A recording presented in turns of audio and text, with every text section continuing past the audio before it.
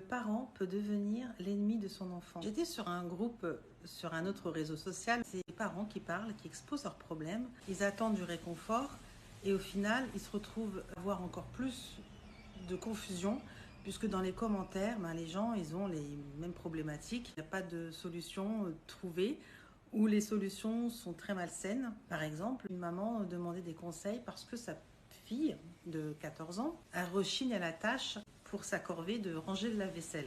Voilà, elle ne veut pas le faire, c'est source de disputes, de conflits. Moi, je veux absolument qu'elle participe et qu'elle fasse la tâche que je lui ai demandée. Donnez-moi des solutions. Et en allant voir les commentaires, il n'y avait aucun commentaire bienveillant. C'était à base de vous lui donner des couverts en plastique jusqu'à temps qu'elle comprenne qu'elle a une tâche à faire. Vous ne lui donnez pas à manger. Enfin, c'était que des commentaires comme ça. Et moi, je me suis dit, mais à quel point le parent peut devenir l'ennemi de son enfant? Et à quel point le besoin de contrôle, que j'appellerais le contrôle absolu, peut réduire une situation familiale à une guerre au sein de la famille. La solution, si votre enfant ne veut pas faire sa tâche, est-ce que déjà il y a eu une communication sur la tâche à effectuer? Est-ce que l'enfant est d'accord pour effectuer cette corvée? Est-ce qu'il préférerait pas en faire une autre? C'est à discuter. La régularité de la corvée, est-ce que c'est tous les jours, 2 fois par jour, 1 fois tous les 2 jours?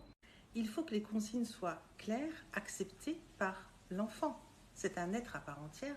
Vous ne pouvez pas imposer à un enfant comme si vous étiez le chef des armées. Au lieu de faire la guerre à vos enfants et de vouloir le contrôle absolu pour les parents qui sont dans ce cas-là, préférez la communication. Là, si tout a été clair et que l'enfant ne veut toujours pas faire la tâche, il faut encore communiquer pour expliquer et guider. C'est le seul moyen d'avoir la paix à la maison et c'est le seul moyen de montrer que vous respectez votre enfant. À bientôt pour plus de conseils.